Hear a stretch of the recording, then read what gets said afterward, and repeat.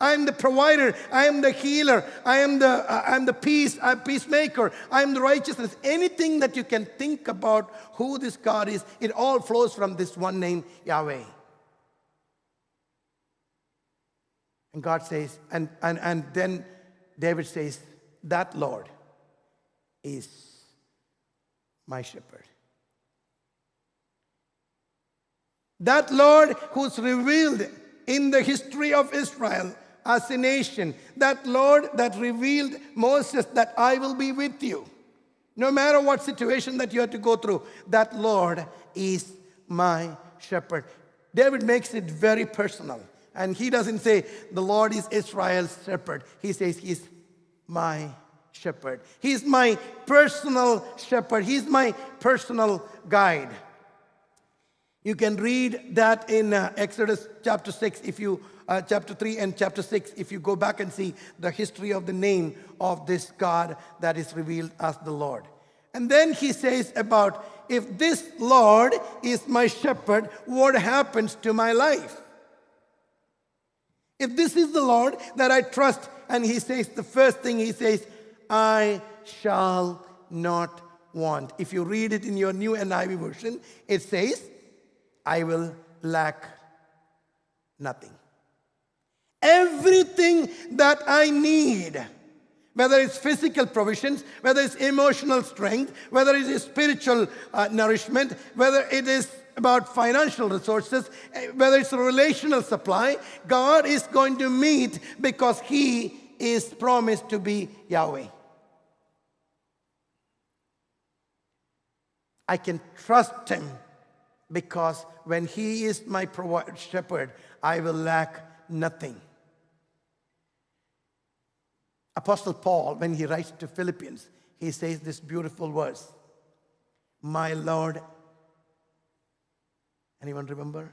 My Lord shall supply some of my needs, all my needs. My Lord shall supply all my needs according to his riches in glory. This is what Paul is referring to. My Lord shall supply all my needs according to the riches of his glory. Friends, I want to tell you this afternoon, if you haven't made this God, this Lord, this Yahweh to be your shepherd, as we end this service, as we meditate on this passage, take few moments to commit your life to this shepherd and say, Lord, I want you because I struggle. I struggle in my life, in my personal life, in my family, in my children's life. I am struggling and I need you to be my shepherd, my personal shepherd. I want you to be my shepherd. Friends, we live in an unparalleled wealth, a time of unparalleled wealth and material assets, and outstandingly insecure and unsure of ourselves, and are bankrupt in our spiritual values. Even it is extremely difficult to see hard work by their connections and network, they can find that satisfaction and contentment. Contentment should be the hallmark of a person who put his or her affairs into the hands of God, because he gives us contentment. Moving on, the next thing that David talks about is, he makes me lie down in green pastures. Let me tell you, I was reading a book that is written by a shepherd. I've physically been a shepherd in Africa for many, many years. He became a scientist and went on to pastor a local church in Africa. He wrote a book by title, A Shepherd's Look at Psalm 23. Talking about how his relationship with the sheep, he probably was a shepherd over 20 years, and he said, I've learned so much about God's word by shepherding the sheep. And one of the things that he says is this: sheep, unlike many other animals, are dumb creatures. You can train almost any animal to be obeying you where you want it to be, how to behave, but not sheep. Given an opportunity, this creature has the urge to go anywhere it wants, not listen to anybody, and forget about even lying down when you want it. And this shepherd writes these 4 things. These 4 characteristics of environment need to be met in order for a sheep to lie down. He says, number 1, it has to be out of fear. There is no thing that is threatening. The sheep needs to stay out of all dangers and fear. If there is any predators around, the sheep cannot lie down. Number 2, it says, if there is a tension in the flock between. Have you seen rams fighting? It's quite a lot of videos available that talks about these rams are going and fighting. The male sheep, the lambs, they will go fighting each other. And if there is something that's happening, they won't lie down. The third thing is about flies and other pests around. If this small little flies comes and disturb them in any places, they won't lie down. And the fourth thing, it says, is when they are hungry, they won't lie down. And here is David writing about, he makes me lie down in green pastures. That means this shepherd meets all the needs, all the characteristics that sheep need to meet by himself. He makes sure that the sheep are not threatened by anything outside. He makes sure that within the sheep or the flock, there is no tension existing. He comes into the rescue of helping people to make better people to one another. And he makes sure that there is no other attacks within that is disturbing, and they are well fed. They are out of fear. They are free from friction. They are free from all flies and parasites. They are free from hunger. And the sheep won't lie down until they are free from fear, tension, aggravations, and hunger. Now, taking into our situation, we live in a time of uncertainties and distress. In the midst of all this chaos, we can live either in a sense of anxiety, fear, and worry, or with a sense of rest. When God makes us lie down, I can be sure that I am not alone. He gives me the strength to lie down without fear. The next thing David says is, he leads me beside still waters. He restores my soul. As a shepherd leading sheep to the wilderness, to the open area, the person, a good shepherd, anytime takes the flock out. One of the things that he's always reminding himself, I need to be around a good water source. And the shepherd goes first for looking for water sources and making sure that the sheep can drink. Not all water sources are favorite for the sheep, especially if it is a muddy water or not clean, and also if the water is gushing out like a river, the sheep won't be able to drink from that. The shepherd wants to make sure that there is stillness, there is quietness. And David says, this shepherd of mine leads me beside quiet waters. There are times in our lives we go through many, many challenges in our family, in our individual's life, in marriages, with our children, with our parents, with our colleagues. Do we get enough time to quiet down, to be at peace, to be at calmness?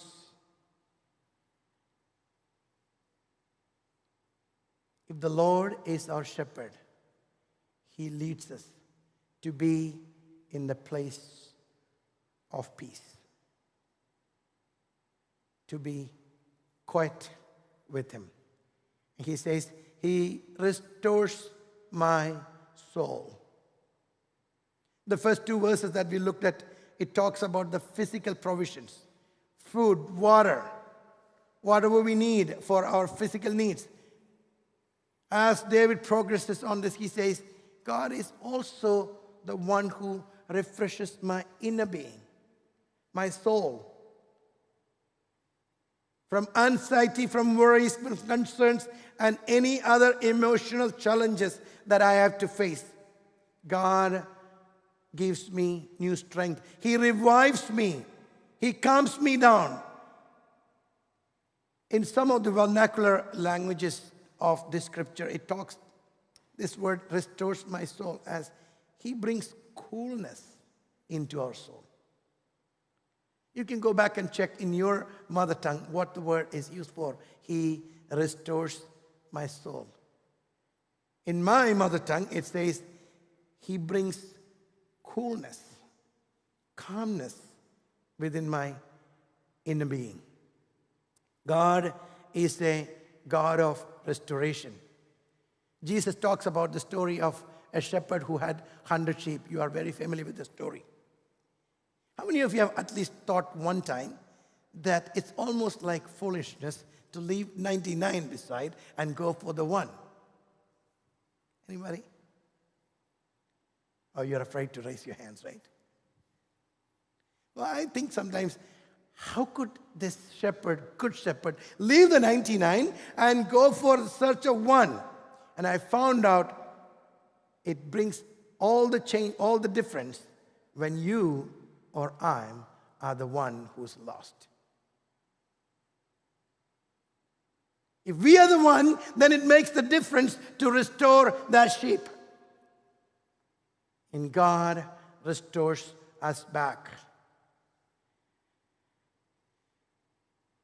Going further, he talks about he leads me in paths of righteousness for his name's sake.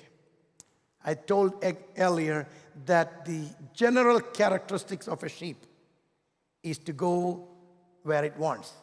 It doesn't think about, oh, this is the way my master wants, my shepherd wants me to. The moment it sees something, and sheep always think that that side of the place is more greener, so I need to go there. And it will always go out of the fence and go out and search for new places. The problem with that is it does not only jumps out of the fence and go, but once sheep goes, then you know what happens? Others follow. It's a bigger problem for the shepherd.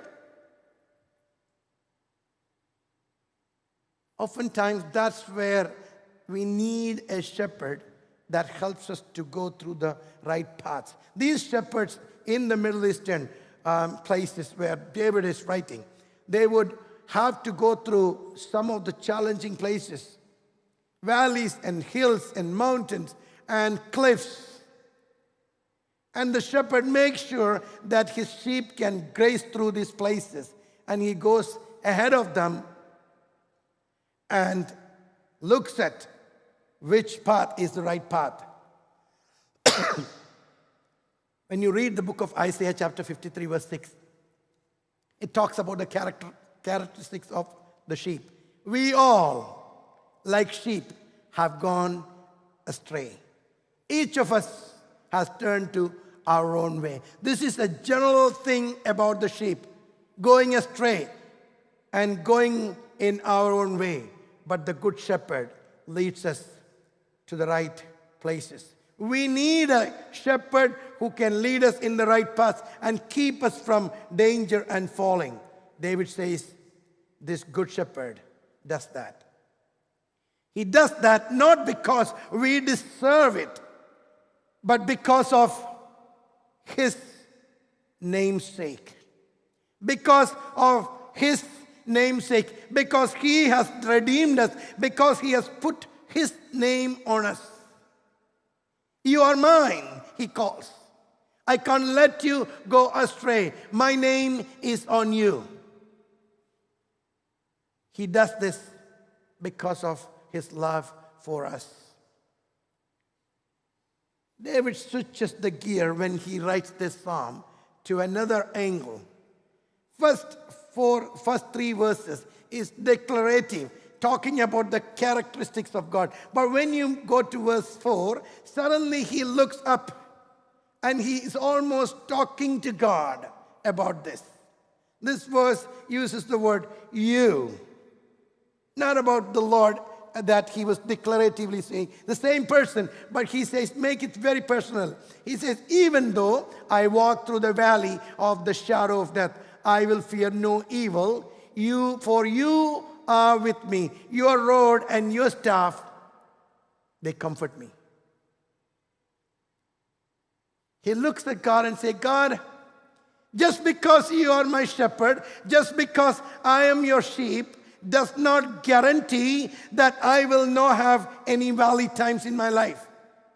If Christians are thinking just because we are following Christ, everything is going to be okay, you will have no down times, there's no valley times, it's all going to be the mountaintop experiences, you're not going to have it. You will, in your life, will face challenges. You will have trouble in this world, says Jesus. But the biggest assurance is that the one who creates the mountain and holds them in his own hand is with us in your valley. We can trust him that he will be with us. I will fear no evil. And that's a natural response. When you are alone and when you are in a valley of the shadow of death, when you are in difficulties, our natural response is to respond with fear until we find that there is somebody who's powerful, somebody who's able to carry us, is with us. Then we don't need to fear. Those of you who are coming from the last century to this one might remember this famous poem. One night I dreamed I was walking along the beach with the Lord. Scenes from my life flashed across the sky. In each I noticed footprints in the sand. Sometimes there were 2 sets of footprints. Other times there was only one. During the low periods of my life, I could see only one set of footprints. So I said, you promised me, Lord, that you would walk with me always. Why, when I have needed you most, have you not been there for me? The Lord replied, the times when you have seen only one set of footprints, my child, is when I carried you. The one that you see is mine. In the times of our valley experiences, God decides to carry us on his shoulders. He not only makes sure that his presence is with you, but he takes the extra measure to carry us on his shoulders. Your rod and your staff, they comfort me. The 2 tools that the shepherds of the time would carry.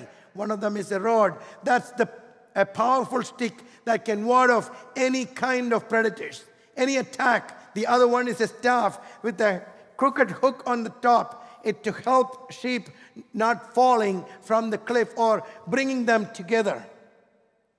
And both of them are in the hands of the sheep. That gives them not only comfort but confidence that I can trust this God, this shepherd who will guide me.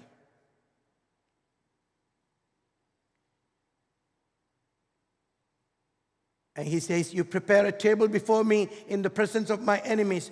You anoint my head with oil, my cup overflows. I started saying that David was not only a shepherd of the people, but he's also a shepherd of the sheep, but he's also a shepherd of the people. He became a king. And this picture of preparing a table is most likely later part of his life. He is now winning wars from his enemies, and he's bringing parties, banquets. And he acknowledges, I have not won this war, but God made it happen. This victory is God's work in my life. He looks at this table and he says, you prepare a table before me. I'm not the host of this banquet, but God is the host. I'm a guest. I can sit with God and rejoice while my enemies are watching what God has done in my life. Isn't that a powerful picture that God brings you to a banquet table and he says, come my child, eat with me. Let the enemy watch what I have done for your life. He says, you prepare a table before me in the presence of my enemies. You anoint my head with oil. In the Middle Eastern culture, when you are invited to a banquet at a table, what the host does is takes a cup of oil, and every person who comes in, they anoint them. You can see that in Jesus' life when Jesus goes to the Pharisee's house and this lady comes and poured oil on him, and Jesus says something, Simon, I came to your house, you did not do it. You did not recognize, you did not welcome me as a honored guest in my house, in your house. But here is God, when he invites you to his table, he gives you a place of honor on the table. Amazing, powerful picture of God bringing us to the banquet. And he says, my cup overflows. You are not going to limit to enjoy the provisions of God, but I want you to overflow so that others can experience what God has done in your life. It's a powerful reminder of who this God is. And psalmist ends this with saying, surely goodness and mercy shall follow me all the days of my life, and I shall dwell in the house of the Lord forever. When this God is my shepherd, I want to make this commitment. Lord, I want to dwell in your house forever and forever, because you are my shepherd, Lord. You are the good shepherd. I want to bring this message to conclusion by showing you two important aspects of this psalm. I began by saying Yahweh is the name or the covenant name of God. When you read through this psalm, there are 7 covenant names of God reflected in this one psalm. Jehovah Jireh, who provides me. Jehovah Shalom, the God who is my peace, who takes me to peaceful places. Jehovah Rapha, the one who restores my soul. The Jehovah Siddiqnu, the one who leads me in righteousness. Jehovah Shammah, who is there with me in my valleys. Jehovah Nissi, who prepares a table before me and brings me to victory, of banner of victory. Jehovah Makadesh, the one who anoints me. Isn't this beautiful that David reflects on this character of God and say, this is my shepherd? What a powerful reminder to us that who this God is. And finally, I want to tell you, when you move to the New Testament, Jesus takes this role and he says, I am that good shepherd. I am that good shepherd. I am the great shepherd. I am the chief shepherd. Jesus promised to be our provider. He said, I am your peace. He says, I am your righteousness. He assures his presence till the end of the age. Friends, when you accept Jesus Christ as Lord in your life, he promises to be your shepherd if you're willing to be his sheep. As we come to the conclusion, could you please stand with me this afternoon? This shepherd knows his sheep. And the sheep knows the shepherd and are willing to go any miles, extra miles with the sheep so that he can restore his sheep to where he wants it to be. And will you commit yourself this afternoon as a prayer? Shepherd of my soul, I give you full control, and wherever you may lead, I will follow. I have made a choice to listen to your voice. Wherever you may go, I will go.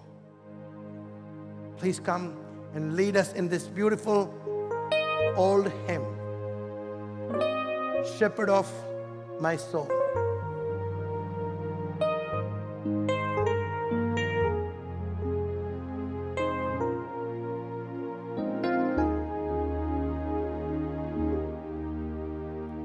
Shepherd of my soul, I give you full control.